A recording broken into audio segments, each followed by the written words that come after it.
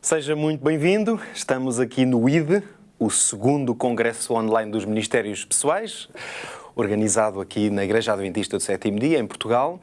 É um prazer estar consigo e poder receber, neste momento, um grupo de pessoas que, embora não estamos fisicamente no mesmo espaço, mas seguramente vamos aproveitar estes próximos cerca de 45 minutos para procurarmos explorar um tema que me parece de grande relevância para o contexto da igreja local, mas, claro, de uma maneira muito especial para aqueles que, sendo discípulos de Cristo, estão assumidamente e ativamente comprometidos em levar pessoas aos pés de Jesus, em criar e fazerem das suas igrejas comunidades que crescem, que são férteis no testemunho, e por isso, de interessado a discípulo, é um seminário que, neste momento, nos vai procurar orientar acerca do processo de conduzir uma pessoa de um mero interesse, que pode ser um interesse muito superficial ou mais profundo, mas de qualquer forma, um interesse em conhecer a palavra de Deus, em conhecer a igreja, até, portanto, o processo de conduzir essa pessoa até um discipulado ativo e um compromisso com o Senhor, com a sua igreja. Esse processo, claro, é muito importante e ele está de forma contínua a acontecer. Nós podemos ser mais intencionais na maneira de lidar com este processo, ele também acontece de forma natural e espontânea e, no fundo, todas as pessoas na igreja, enquanto membros de igreja, no caso nós preferimos talvez dizer todos os discípulos de Cristo estão ou são participantes deste processo. No entanto, há algumas pessoas que, pela natureza do seu ministério, dos dons que receberam, da sua ação na comunidade da igreja, claro que têm vamos dizer, uma responsabilidade ou um papel especiais neste contexto. É por isso que a primeira pergunta à qual eu gostava de responder de forma muito direta é: para quem é que este seminário tem um interesse particular? E está aqui uma lista de pessoas, ela é relativamente grande, mas não foi porque eu me lembrei de pôr aqui todos os nomes que me apareceram. Não. De facto, há um conjunto de pessoas que, antes de eu apresentar-vos propriamente o conteúdo, gostava de dizer, quer estejam a ver em direto neste momento ou em qualquer outro momento a consultar e a ver este seminário, há um grupo de pessoas para quem este conteúdo é particularmente relevante. Eu refiro-me, portanto, a pastores, anciãos de igreja, coordenadores de interessados de uma maneira muito especial, diretores de ministério pessoal ou do evangelismo, conforme às vezes o termo que se utiliza na igreja local, líderes de pequenos grupos, claro, de uma forma particular, os discípulos que estão muito ativamente envolvidos no testemunho. Talvez, em princípio, seria um pouco redundante dizer isto, mas vamos partir da realidade e assumir que há alguns cristãos, alguns discípulos que estão mais ativos no testemunho. Para esses há um particular interesse e, finalmente, este seminário poderá ter também interesse para algumas pessoas ou crentes que têm dons, vamos dizer, particulares. Eu realço aqui, pelo menos, o dom da hospitalidade e o dom do ensino, que são dons importantes, que muitas pessoas, pela graça e abundância do Espírito Santo, os têm na igreja, e este seminário pode ajudar essas pessoas a saberem como ser um pouco mais intencionais na maneira de aplicar o seu discipulado e o seu dom. Agora, antes de passarmos para a parte prática, vamos dizer, este seminário será essencialmente prático, ajudando-vos a definir ou a entender quem são os interessados e como ajudar nesse processo de levar um interessado a um discípulo. Claro que vamos tentar definir aqui o que é um interessado. A frase que eu vos proponho como definição, eu vou lê-la para ser mais claro, vocês podem com certeza vê-la neste momento no ecrã. Um interessado, pelo menos, claro, no contexto e na definição que eu vou usar daqui para a frente, é uma pessoa que, não tendo ainda assumido um compromisso com Cristo ou com a mensagem adventista, obviamente que isto aqui coloca, digamos, o interessado em dois níveis diferentes, porque há pessoas que não têm ainda um compromisso sequer assumido com Cristo e estão interessadas, ou devemos considerá-las como interessados nesse compromisso, mas também há pessoas que, de alguma maneira, já têm um compromisso assumido com Cristo, podem ser já cristãos, por exemplo, membros de outras denominações ou pessoas que pelo menos uma relação de fé com Jesus têm, mas que não têm com a mensagem ou a identidade adventista.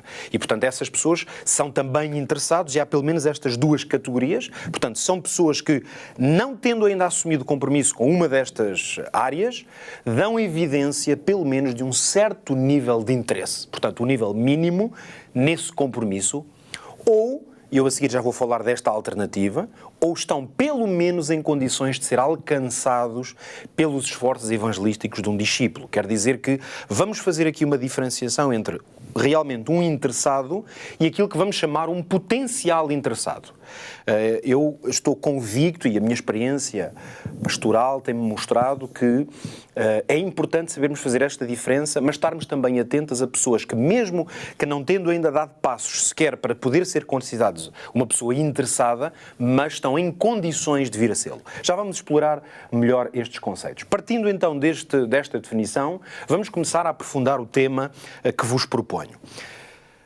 Uma primeira dimensão que me parece muito relevante, e agora vou mostrar-vos duas listas relativamente exaustivas, e eu fiz um esforço bastante grande de pensar com critério, olhar para as igrejas e para a realidade à nossa volta para compreender quem é que nós poderíamos considerar como interessados. Esta lista que eu vou aqui apresentar, não olhem, eu peço-vos que não olhem para elas, às vezes como olhamos uma lista, é uma coisa muito grande. Neste caso, esta lista é extremamente relevante, porque tudo aquilo que vamos ver a seguir, que são princípios práticos de aplicação de como chegar a estes interessados, digamos que muito dificilmente nós conseguimos aplicar esses princípios se não tivermos consciência, ou pelo menos não tivermos bem catalogadas as categorias de pessoas que nós podemos olhar como interessados. Então, vamos a esta primeira lista, são as pessoas que podemos considerar realmente como interessados, e depois vamos aos potenciais interessados. Portanto, em primeiro lugar, visitas regulares à igreja. Isto é o óbvio. Portanto, são pessoas que já vêm com frequência à igreja, mas lá está a nossa definição, ainda não têm um compromisso totalmente assumido, seja com Jesus, portanto, conversão, ou com a Igreja Adventista, mas estão num nível bastante avançado do seu interesse. Aliás, eu vou colocar esta lista, vamos dizer, por níveis de interesse. Portanto, uma visita regular à igreja é um interessado de um nível de interesse bastante grande. Depois temos visitas esporádicas à igreja. São pessoas que têm uma natureza diferente, e o trabalho, aliás, que temos que fazer com estas pessoas e a abordagem é diferente.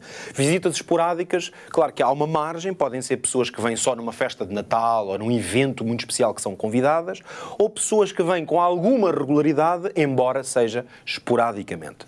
Depois passamos para um outro nível de interesse, que são pessoas que não frequentam a igreja, portanto, nem regular nem esporadicamente, mas que frequentam grupos de estudo da Bíblia ou pequenos grupos.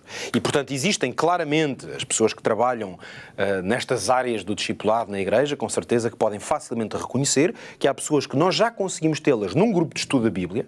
Por vezes são colegas de trabalho, amigos, vizinhos, que vêm à nossa casa, podem estar inseridas num pequeno grupo, ou por vezes pessoas, podem até ser, por exemplo, de uma outra denominação, que aceitaram estudar a Bíblia, pode ser como resultado de um trabalho de porta a porta ou de outra ação evangelística, seja ela qual for, e aceitam que estudar a Bíblia, mas ainda estão longe do processo de vir à igreja e, portanto, são interessados porque estão em grupos de estudo da Bíblia ou em pequenos grupos organizados por membros da igreja ou pela própria estrutura da igreja.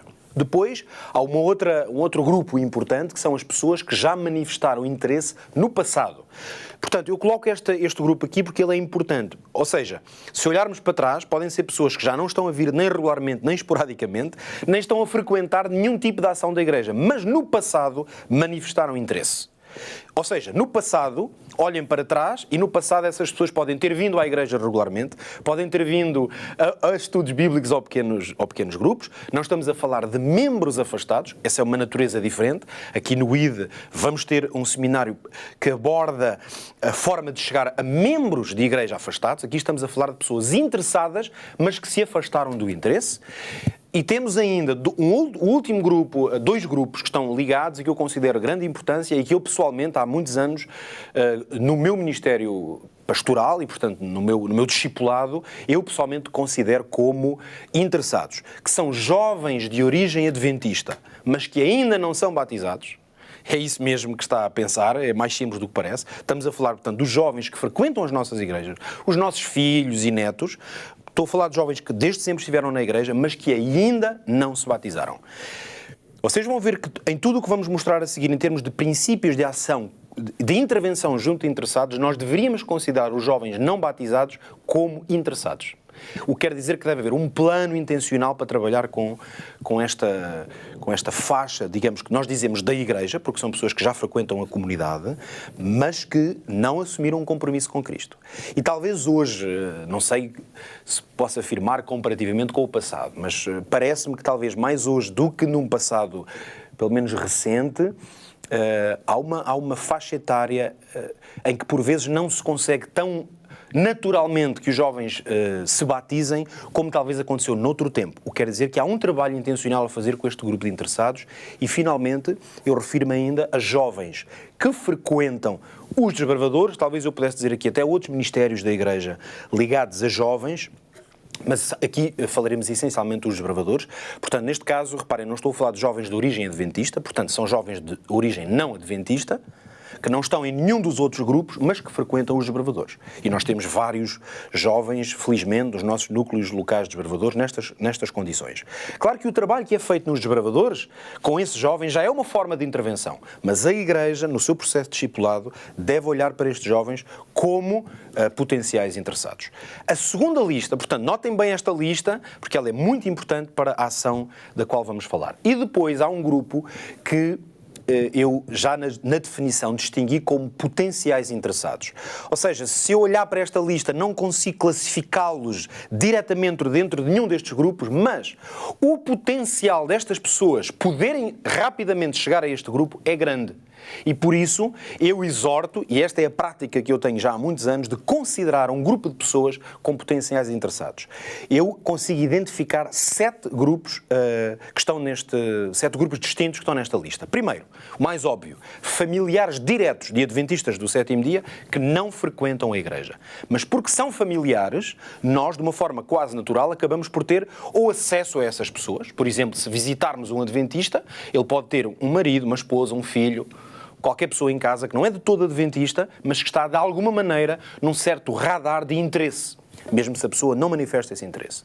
Depois, amigos não adventistas, mas que são próximos de membros ou de interessados. E eu aqui refiro-me particularmente a pessoas que têm uma ligação pessoal, por exemplo, afetiva muito grande.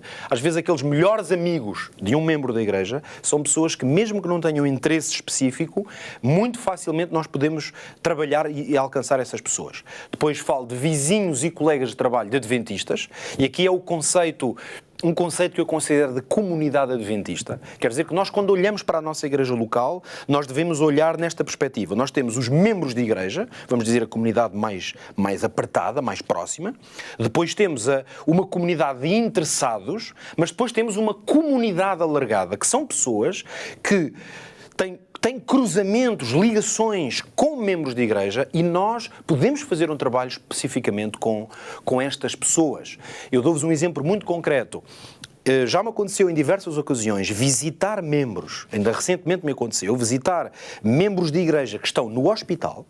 Eu vou, digamos, normalmente diariamente passo ali para visitar esses membros, e o que é que acontece? Cruzo-me com pessoas que eu nunca tinha conhecido, mas que são vizinhos daquele membro de igreja.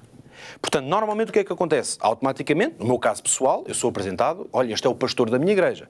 Se fosse qualquer outra pessoa, poderia ser apresentado como um amigo da igreja ou simplesmente um amigo. Mas naquela condição particular é muito fácil eu ter uma palavra, de trocar uma palavra com aquelas pessoas, porque temos um interesse em comum, e essa pessoa rapidamente, ou seja, num tempo muito curto comparado com o processo normal, pode tornar-se uma pessoa com algum interesse. Depois temos vizinhos das instalações da igreja, porque são pessoas que normalmente há muita gente numa cidade que nem nunca ouviu falar da Igreja Adventista, mas, por exemplo, os vizinhos das instalações da Igreja dificilmente não ouviram falar. Portanto, podem não ter interesse, mas são potenciais interessados. Depois temos pessoas com quem nos cruzamos em situações especiais. Estamos a falar, por exemplo, aniversários, funerais, casamentos. Aqui, claro, estou a focar-me sobretudo em cerimónias, porque normalmente em cerimónias nós cruzamos com pessoas em situações especiais, mas há eventos e outras situações em que há pessoas com quem nos cruzamos e é o próprio cruzamento nessas situações que pode potenciar o interesse. E depois ainda, finalmente, pessoas que receberam visitação, literatura ou recursos da Igreja Adventista e, portanto, essas pessoas podem não ser interessados, nem estão na lista de interessados, porque uma coisa é pessoas que já demonstraram interesse de alguma maneira. Outra é, eu bati a uma porta, ou ofereci um livro a uma pessoa, não tive mais nenhum contacto com ela, sei que aquela pessoa recebeu o livro, ela não é interessada por ter recebido um livro, mas porque recebeu o livro é um potencial interessado. Porquê? Porque eu sei que há lá um livro em casa e só o livro já pode ser um ponto de contacto. E aqui pode ser literatura, como já ter-se visitado, ou pessoas que receberam algum recurso e, finalmente, pessoas que participaram em ações da Igreja. Portanto, estamos a falar de ações que a Igreja organizou, nós fazemos muitas atividades de natureza de estilo de vida, saúde, jovens e outras. Essas pessoas, basta terem frequentado uma vez essa atividade, muitas vezes ficam nas nossas bases de dados, hoje é um pouco mais difícil de gerir essa área, mas não é isso que nos importa. Aqui são pessoas que de alguma maneira nós temos como um contacto e são potenciais interessados. Portanto, partindo desta vasta lista, a qual eu dei algum tempo para poder partilhá-la convosco, porque me parece muito importante sermos capazes de definir estes grupos de pessoas, porque isso vai nos abrir os olhos para que há na verdade, à nossa volta, seja a nível pessoal, seja na Igreja, uma comunidade que pode por vezes ser de dezenas, se não centenas de pessoas, que se nos dessemos ao trabalho, e eu deixo-vos esta, não sei se sugestão, mas talvez um desafio. Se vocês agarrarem nestas duas listas que eu acabei de partilhar aqui, são 14 grupos distintos de interessados e potenciais interessados, e tentarem, por exemplo, a liderança da Igreja, um coordenador de interessados, o pastor, um ancião, quem for, e tento começar a fazer uma lista de pessoas que conseguem encaixar dentro de cada um destes grupos, eu tenho quase a certeza que qualquer igreja vai ver que rapidamente e facilmente encontra dezenas de pessoas que podem encaixar dentro destes diferentes setores. E então aí é possível estabelecer um plano para poder começar a trabalhar com estas pessoas. Agora vamos à pergunta-chave. Quer dizer, eu vou colocar aqui na forma de uma pergunta aquilo que vai ser agora, digamos, a base, o coração deste seminário e da instrução, por assim dizer, que eu gostava de partilhar convosco. E a pergunta é: como aumentar a possibilidade de um interessado se tornar um discípulo? Portanto, reparem que nós até aqui fizemos estas duas listas, portanto, temos claramente neste momento identificado o que é um interessado e onde podem estar os interessados. Agora, a grande questão é evidente para a Igreja, no seu processo de discipulado e de uma certa maneira, na sua estratégia evangelística, é como é que vamos agarrar nestas pessoas que podemos listar e agora ajudá-las, aumentar a possibilidade. Eu prefiro usar esta terminologia porque não somos nós que vamos garantir que isso acontece. Agora, nós podemos fazer algumas coisas e aí, para mim, é como uma lei matemática. A lei matemática não vai resultar com todas as pessoas. A lei matemática é no sentido que se fizermos algum trabalho intencional, esse trabalho vai dar algum resultado, vai ajudar as pessoas, pelo menos, a progredirem neste processo de serem apenas interessados para discípulos comprometidos. Eu vou agora explorar, nos minutos que me restam, vou explorar este tema para facilitar talvez a compreensão numa lógica de princípios. Eu tenho 4 princípios, vamos ver se eu consigo ser rigoroso com o tempo para os apresentar. São 4 princípios e depois de elencar esses princípios eu vou tentar dar algumas ferramentas práticas e alguns testemunhos. Eu vou partir do meu caso pessoal, pastoral ou das igrejas que eu tenho liderado, para poder ser instrutivo e ajudar-vos em termos práticos a verem como há soluções para fazer isto. O primeiro princípio, eles não estão aqui numa ordem de importância, mas eu talvez considere este como pelo menos um dos pilares. E o princípio podemos formulá-lo da seguinte maneira: um interessado, e aqui entendam, eu coloco sempre agora em letra maiúscula, interessado a esta definição que já demos, a pessoa, portanto, que está neste processo. Um interessado só será um discípulo se algum discípulo se mostrar interessado. Quer dizer, se ninguém tiver interesse numa pessoa que tem um interesse em conhecer Jesus, ou na Igreja Adventista, por vezes pode acontecer que a pessoa mantenha-se no nível de interesse em que está e que dificilmente ela supere outros níveis para chegar a outros níveis de interesse. Portanto, o que é que nós precisamos? E agora eu estou a falar claramente para si, que está neste momento a assistir a este seminário. É que eu e o prezado irmão ou irmã somos discípulos de Cristo, temos uma responsabilidade para com todos os interessados. E a primeira responsabilidade é sermos interessados neles. Portanto, antes mesmo, porque isto pode até acontecer antes que uma pessoa manifeste um interesse, ou pelo menos assim que uma pessoa manifesta interesse, é muito importante, para não dizer imprescindível, que alguém se interesse por ela, se aproxime dela e alimente esse interesse. Esta é uma função que nós na Igreja devemos considerar como uma função essencial da própria natureza do que é ser discípulo. Talvez aqui pudéssemos usar o termo do que é ser um discipulador.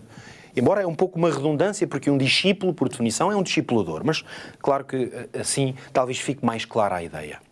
O que é que acontece? E aqui é uma afirmação, não é polémica, é uma afirmação que nos deve fazer pensar, pelo menos a mim faz-me refletir. É que com muita frequência, nós na Igreja temos funções, cargos, quer dizer, temos trabalho a organizar a vida da Igreja, mas muitas vezes distribuímos funções e cargos e há coisas a acontecer e até muitos de nós estamos ocupados na Igreja, vamos dizer assim, mas com frequência não estamos atentos a este tipo de ministério.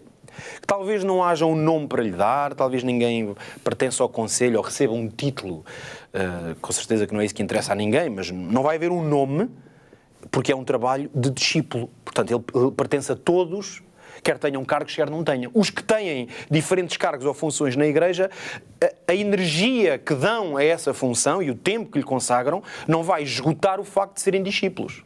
Portanto, quer tenhamos ou não tenhamos já uma ação concreta na Igreja dentro daquilo que é a sua estrutura ou organização, nós temos é que estar atentos para não passar ao lado daquilo que por vezes é mais importante.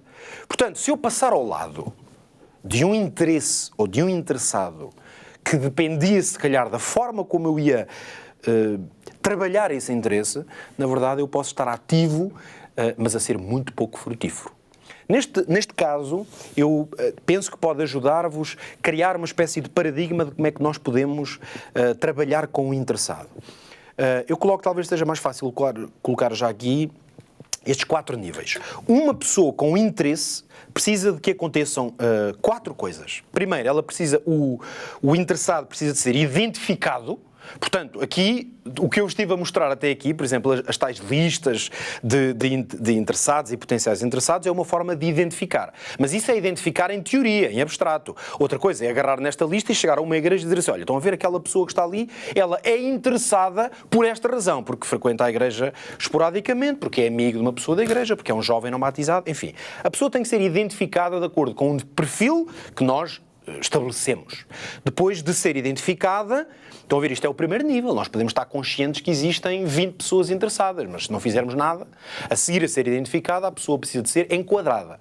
Aqui o enquadrar, eu digo, pode ainda não ser, este segundo nível pode não ter ainda sequer um contacto com a pessoa. Enquadrado implica, por exemplo, entrar numa lista, a lista que ainda há pouco falámos, pode ser entrar num grupo de oração, num ministério de oração específico que haja na igreja, e entra num plano de intervenção. Nós já vamos falar aqui de plano de intervenção. Se a igreja tiver um plano de intervenção para os interessados, a pessoa depois de ser identificada tem que ser enquadrada nesse plano de intervenção.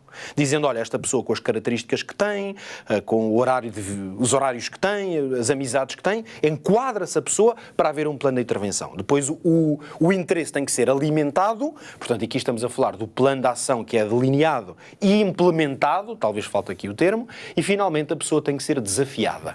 Ou seja, tem que haver alguma oportunidade para a pessoa tomar decisões e amadurecer essas decisões. Eu vou-vos dar um exemplo de um recurso que vocês podem usar e que é um recurso muito simples, ok? Ele foi desenvolvido com a ajuda de um membro de igreja, um ancião de uma das minhas igrejas. E vejam, é muito simples. Nós desenvolvemos um Excel que funciona como um documento de coordenação e enquadramento de interessados. Eu vou mostrar-vos rapidamente como é que isto funciona. Eu coloquei aqui um exemplo que é real, só os nomes é que estão alterados, ok? Mas isto é um exemplo real. Há uma pessoa, essa pessoa, a relação que tem com os membros é de amizade, portanto o primeiro espaço é a relação que a pessoa tem com os membros, pode ser um familiar, pode ser um colega de trabalho, neste caso é um amigo, vamos dizer que esta pessoa se chama Maria, depois nós colocamos informação sobre a pessoa, eu coloquei aqui apenas a data da entrada da pessoa nesta lista, que é para nós termos uma consciência de quando é que o processo de acompanhamento do interessado começou. Depois há dados pessoais e depois temos, muito importante, a pessoa de contacto. Portanto, neste caso é uma irmã, vamos dar o nome de Marta, que é a pessoa de contacto, é a pessoa de referência daquela pessoa. E, finalmente, temos um espaço para identificar se a pessoa fez estudos bíblicos. Neste caso, esta pessoa ainda não foi enquadrada, nem fez estudos bíblicos de forma sistemática. A segunda parte da folha tem um modelo que foi desenvolvido, que tem um código de cores, e este modelo nós classificamos em 3 dimensões. Primeira, qual é o nível de interesse? Nós demos um código de 1 a 7. Qual é o nível de participação em atividades e, finalmente, qual é o nível de manifestação de interesse no batismo. Esta pessoa que eu vos estou a falar, vocês poderão verificar, é a primeira, portanto, o primeiro que está na lista. O nível de interesse desta senhora que chamamos Maria é altíssimo. Isto é um caso real. Esta pessoa tem um nível de interesse 7, que é o máximo da lista. Portanto, é uma pessoa que tem um nível de participação nas atividades de 5, ou seja, uma pessoa que vem sempre ao sábado de manhã à igreja, sempre, e vem à reunião de quarta-feira de oração, praticamente sempre. Portanto, só não vem, eventualmente, noutras atividades, mas estas 2 atividades que são das centrais na igreja, esta pessoa participa, portanto, só não está no 7, digamos, por não estar integrada em todas as atividades da igreja, e, finalmente, a manifestação de interesse no batismo está no nível 6. Ok? Portanto, é uma pessoa que está mais ou menos há 1 ano como interessada, há um pouco mais de meio ano a frequentar a igreja assiduamente, a manifestar grande interesse, e há cerca de 2 meses atrás, pela primeira vez, abordou-me no sentido de manifestar o interesse direto em ser batizada. Afirmou-me, é nesta igreja que eu vou ser batizada. Então nós classificamos o nível de interesse. Eu pus ali exemplos, há pessoas que nós classificamos com 1 ou 1, 2, 3 e criámos aqui um código de cores. Estão a ver? Isto são tudo coisas muito fáceis de criar e depois, muito importante, a seguir vem o quê? Vocês podem ver aqui no quadro a ação delineada, que foi a estratégia que foi desenvolvida ou pensada para trabalhar com este interessado em função do nível inicial. Reparem, quando nós colocámos o nome desta pessoa, ao colocarmos o nome desta pessoa pela primeira vez nesta lista, ela não estava no 7, 5, 6, estaria, por exemplo, 2, 3, 4.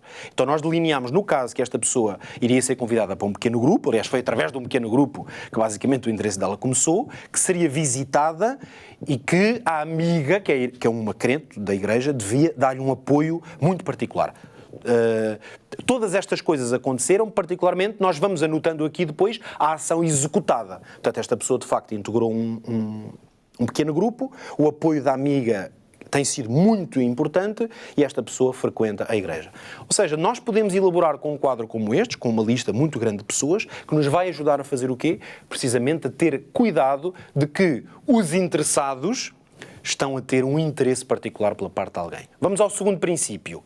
O rebanho, vamos chamar, claro, usando a imagem pastoral bíblica, o rebanho de interessados precisa de um cuidado pastoral mais personalizado e intencional. Reparem, nós usando a imagem que é bíblica, de que a igreja é um rebanho, considerando que a igreja tem pastores, Jesus é que é o bom pastor, mas a igreja tem os seus pastores, e não estou só a falar dos ministros do culto, no sentido, vamos dizer, mais clássico do termo, estou a falar de pessoas que têm um cuidado pastoral, são sobretudo os anciãos de igreja e o pastor de igreja, e portanto essas pessoas são o rebanho, e agora nós vamos notar o quê? Que é muito importante ter consciência da importância de implementar com o grupo de interessados um conceito que é o conceito de discípulos que são tutores ou pastores. Portanto, são pessoas que cuidam, alimentam, orientam das suas ovelhas. No fundo, o que este segundo princípio implica é que nós devemos olhar para os interessados, esta lista de que falámos, como, vamos dizer, uma igreja em particular. Eu estou-lhe a chamar aqui um rebanho.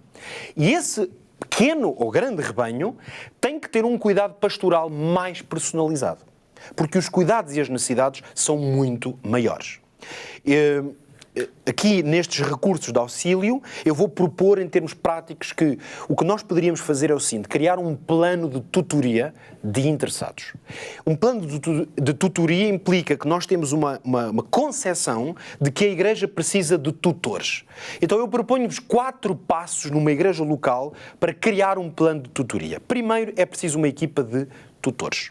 Estes tutores que fazem tutoria pastoral ou espiritual, se quiserem, aos interessados, porque reparem, este processo aqui também pode ser aplicado à Igreja como um todo, mas eu agora não é esse o âmbito da nossa formação, estou a falar dos interessados. Nós podemos fazer o quê? Criar esta equipa de tutores. Claro que à partida podem ser o pastor, os anciãos, outros líderes de igreja, pessoas que se reconheça que têm este dom, e cria-se essa equipa. Depois de criar a equipa, faz-se uma escala de responsabilidades. E aqui, quando eu digo uma escala de responsabilidades, não sei se o termo escala talvez seja o melhor, mas por escala eu entendo dividir esse rebanho, chamemos-lhe assim, esse grupo de interessados, por estes tutores. E, portanto, eu vou com essa minha equipa dizer assim, muito bem, há aqui 3 pessoas que eu vou cuidar, eu diria que no ideal seria cada pessoa não ter mais que 2, 3 pessoas e de interessados com quem trabalhasse, mas isto vai depender. Numa igreja que tenha poucos interessados, se calhar pode ser 1 para cada pessoa, noutras poderão ser mais. Portanto, vão escalar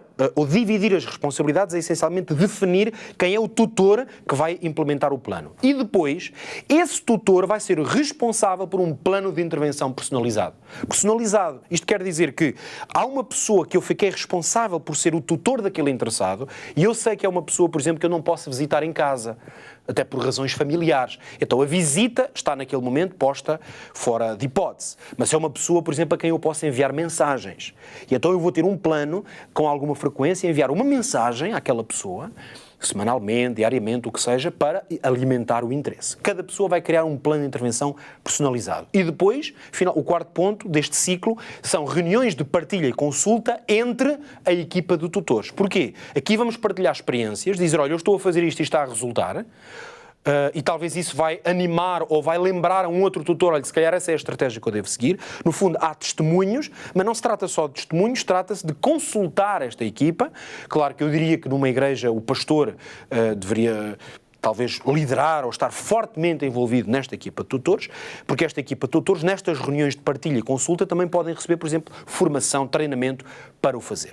Se nós desenvolvermos uma estratégia, um plano com esta natureza, estou absolutamente convencido, eu estou a controlar o tempo, teria várias histórias que vos poderia contar aqui, mas o que vos posso dizer claramente é que eu no meu ministério já, em diversas ocasiões, ou com grupos de pessoas, ou muitas vezes eu próprio me envolvi num plano de tutoria de interessados e os resultados são praticamente sempre muito, muito assinaláveis, às vezes muito mais rápidos e profundos do que nós inicialmente pensamos, quando há um trabalho de intervenção junto destas pessoas. Vamos ao 3º princípio, que formulo da seguinte maneira: o processo de levar um interessado a discípulo não se dá a uma velocidade constante.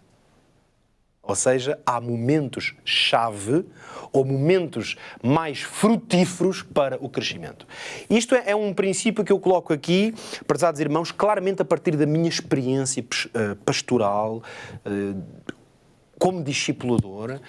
Eu fui percebendo ao longo do tempo, não é uma coisa que eu tivesse aprendido num livro, honestamente, eu fui-me apercebendo do poder e da relevância de certos momentos no crescimento do interesse das pessoas.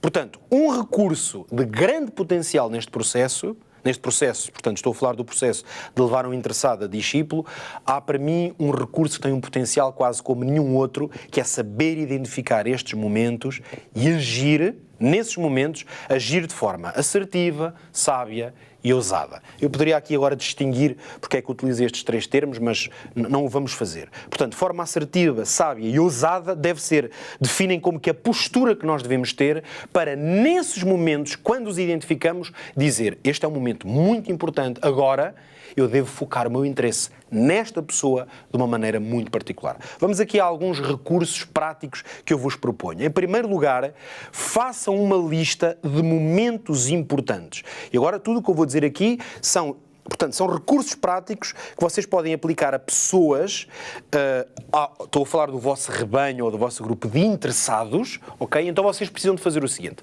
listar momentos importantes na vida dessas pessoas. E aqui, portanto, são momentos regulares, porque já vamos falar de momentos extraordinários. Os momentos regulares são datas que têm relevância, efemérides, talvez isto sejam um bocado sinónimos, Mas basicamente a ideia de que na vida de uma pessoa há datas que são importantes.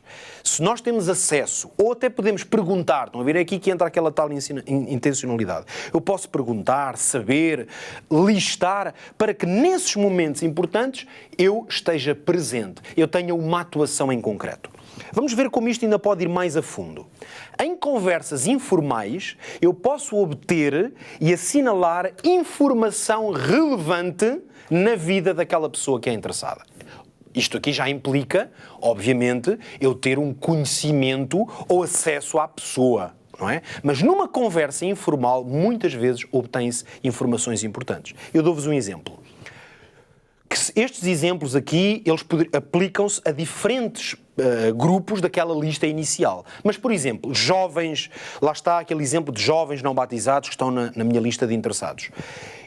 Tenho uma conversa informal, sei que para a semana um jovem tem um teste na escola. Eu vou-vos dizer uma coisa que eu já fiz diferentes vezes, ocasiões no meu ministério. Eu sei que há um jovem na escola, ele vai ter um teste de matemática na quarta-feira e eu faço o seguinte, na terça-feira à noite, por exemplo, envio uma mensagem para este jovem.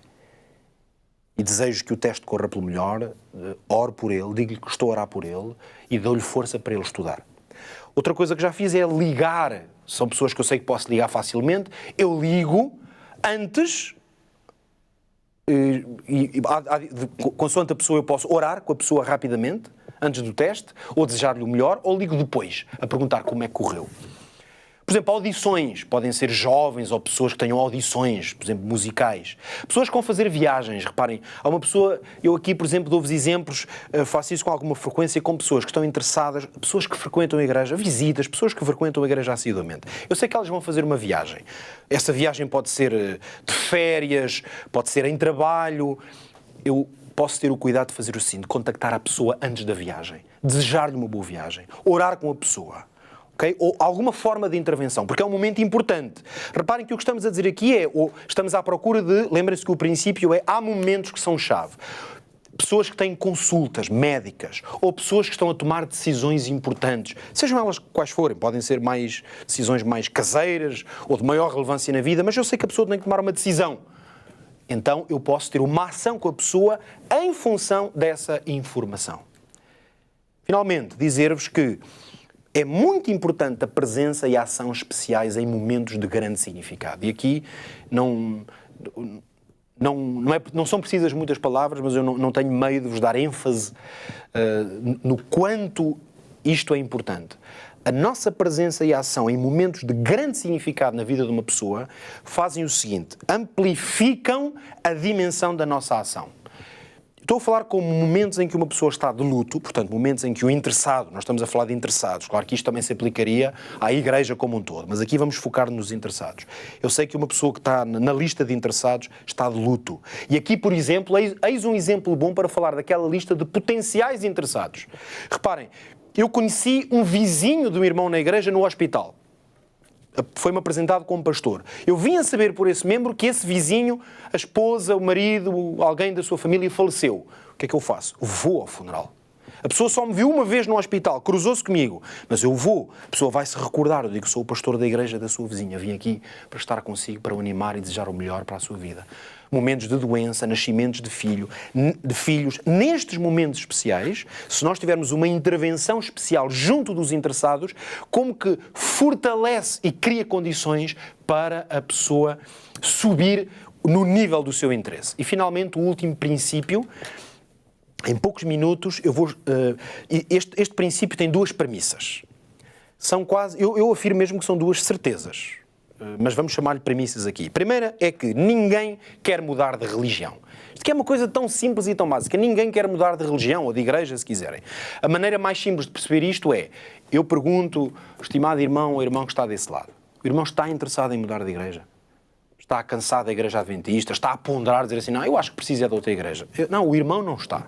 E se alguém vier à sua porta ou um amigo falar consigo sobre qualquer coisa que implique mudança de igreja, o irmão não vai querer, tal como eu não quero mudar de igreja. Mas não sou eu nem é o irmão, é que ninguém quer mudar de igreja. Esta é a primeira premissa. A segunda premissa é que todas as pessoas são sensíveis ao bem, à bondade. Quando nós juntamos estas duas premissas, podemos claramente ter um corolário, digamos, nesta equação, que é, não trate um interessado como alguém que quer mudar de religião. Seja, claro que aqui a exceção poderão ser aqueles interessados que estão em níveis muito avançados, ainda há pouco vos mostrei que nós classificámos um interessado nível 7. Mas interessados em todas aquelas listas ou diferentes possibilidades, não olhemos para um interessado, ou não, melhor, não tratemos um interessado como alguém que quer mudar de religião, mas como alguém que quer ser amado. E quando nós aprendemos a lidar com as pessoas de maneira desta forma, os resultados do nosso discipulado são mais eficazes. E agora deixo-lhe algumas dicas práticas de o que é que nós podemos fazer, ou cuidados a ter, vamos dizer assim, para aplicar este princípio. São dicas para operar neste contexto, que é o contexto de, já vimos, não tratar interessados como alguém que quer mudar de religião, porque ninguém quer mudar de religião. As minhas dicas são as seguintes. Primeiro, as pessoas são muito sensíveis a quem sabe ouvir. Aprender a ouvir é uma coisa que tem um potencial enorme. Portanto, nós temos que ouvir o máximo possível as pessoas. Em segundo lugar, nós temos que aprender a respeitar as crenças e convicções prévias das pessoas. É muito importante. Eu, há uns tempos, fui iniciar um pequeno grupo na casa de uma pessoa, de um membro de igreja, convidou várias vizinhas e pessoas para aquele grupo, que se tornaram automaticamente interessadas. Foi a primeira vez que eu vi essas pessoas. Elas sabiam que era um grupo cristão, eu fui apresentado como pastor, elas sabiam que esse senhor que as convidou era adventista, mas há uma senhora ali que na sua generosidade, simplicidade, mesmo depois de termos cantado, falado um pouco da Bíblia, aquela senhora era muito católica, falou das suas crenças, de onde ia, como rezava. Repara, naquele momento, o mais importante que eu tinha a fazer é respeitar as crenças e as convicções prévias. Poderá, se Deus quiser, chegar o momento em que eu posso pôr em causa algumas daquelas crenças, mas respeitar as crenças e convicções prévias é uma das coisas mais sábias para operar dentro deste contexto. Lembrem-se que ninguém quer mudar de religião. E esta senhora também não quer. Depois podemos aproveitar oportunidades para ajudar as pessoas de forma prática. Não desvalorizar o poder da visitação em casa, porque visitar pessoas em casa é uma coisa que tem um grande poder. Reconhecer o poder de uma igreja acolhedora, quer dizer, na parte coletiva, porque nós estamos focados mais aqui na parte pessoal, mas na dimensão coletiva é muito importante reconhecer o poder de uma igreja que sabe acolher e receber, e depois chamar a atenção dos irmãos para o cuidado da linguagem. E isto tanto vale para a igreja, no contexto coletivo, como a nível individual. Nós devemos ter uma linguagem que seja compreensível com as pessoas, inclusiva, que instrua e exponha a verdade sem atacar os que estão no erro e finalmente, não nos devemos precipitar na vontade de mudança. Quer dizer, por vezes, a vontade de que uma pessoa rapidamente passe do nível de interesse para o outro dá mau resultado. Uma pessoa realmente preparada é aquela que, de forma autónoma, vai avançar neste nível de interesse. Chegamos ao final.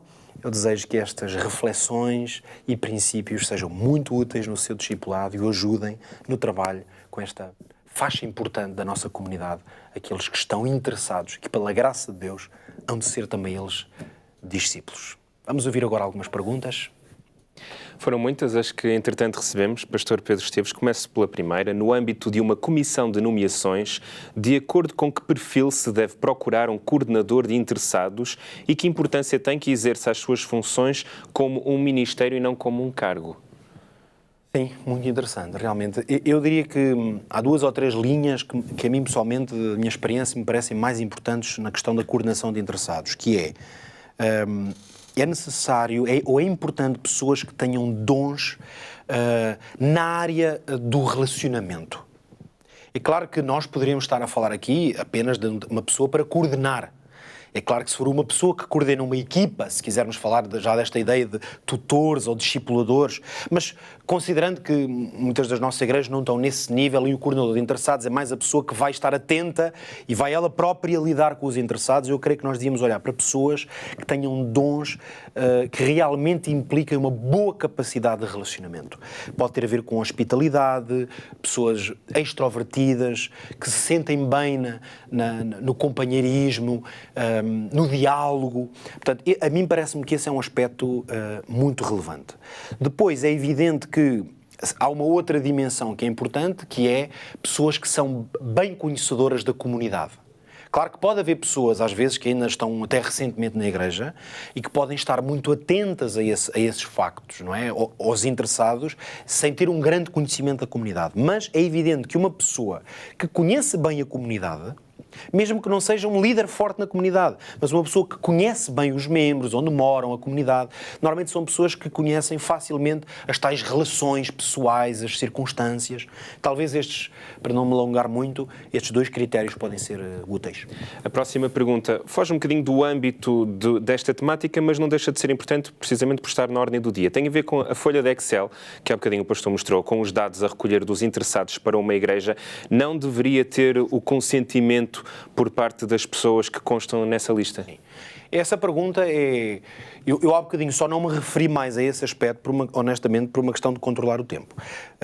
E não era um assunto tão relevante. Mas não é desinteressante de todo que a pergunta esteja feita, porque este hoje é um assunto na ordem do dia. Para mim, eu diria 2 coisas. A primeira é que nós, na Igreja, não podemos colocar a missão... Eu vou colocar 2 princípios que eu acho que se equilibram. Nós não podemos colocar a missão em causa por questões de natureza legal. Porque isto é sério demais ou é solene demais a maneira como nós lidamos com as pessoas que são interessadas. Agora, podemos encontrar formas, e aqui eu não vou falar vou ser cuidadoso com o que vou dizer, porque não vou falar de artimanhas, porque não é isso que se trata. Agora, nós podemos dizer assim, de facto, uma lista como esta, como eu mostrei, com os nomes e os contactos, etc. ali, hoje, claramente, se as pessoas não deram o consentimento, é uma coisa que não posso fazer.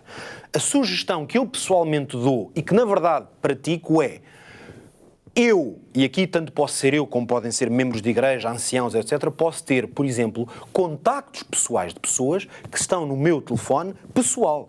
E, portanto, aquela irmã Maria, que está ali, eu tenho o número de telefone daquela senhora, porque foi ela que me deu.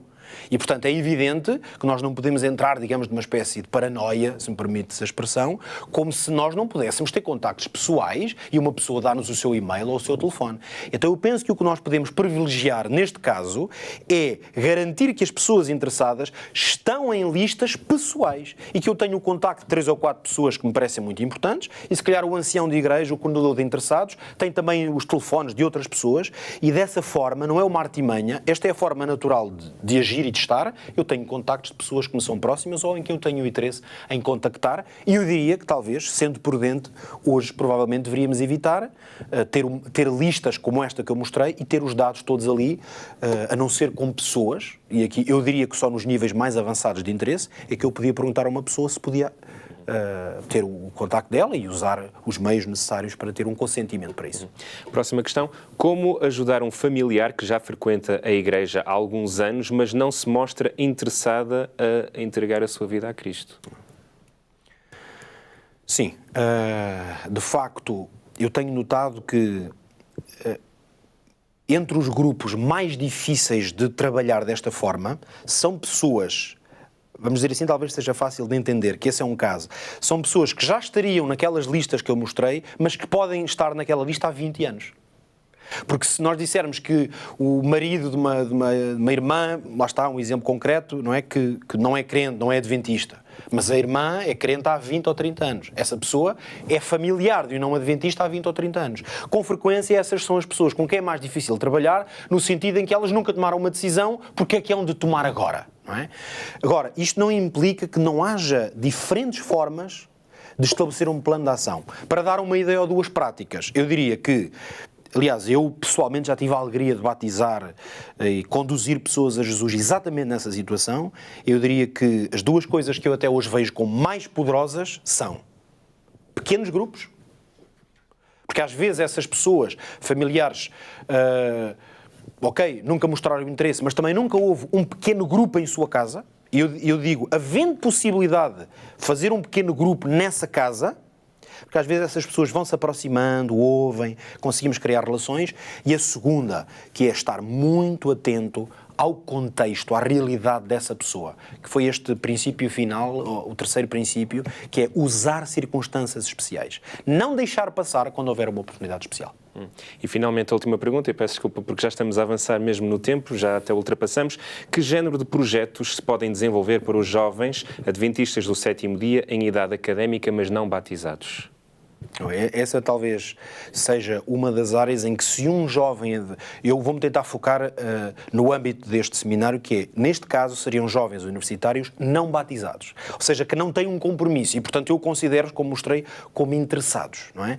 É evidente que é um desafio muito particular. Muitos desses jovens, ministérios como os desbravadores, por exemplo, que ainda mantêm muitos jovens, por vezes, ligados à Igreja, não é possível fazê-lo. Eu diria que criar formas de haver interação pessoal, no fundo, neste caso, é garantir que cada um desses jovens tem um tutor. E esse tutor não tem que fazer nada a não ser manter um contacto pessoal. Através de mensagens, telefonemas, convidar esse jovem para almoçar, perguntar de vez em quando como está, dar apoio concreto. É ter uma pessoa que cuida, ama e é tutor.